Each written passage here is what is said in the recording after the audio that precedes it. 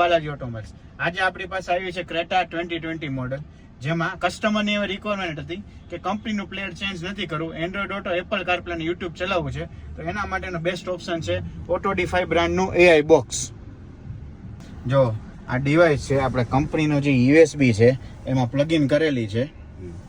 હવે જો આ છે તમારી કંપનીની સ્ક્રીન અને આ થઈ ગઈ કંપનીની સ્ક્રીનને આપણે AI box through Android Auto, Apple કારપ્લેમાં કન્વર્ટ કરી નાખી. જો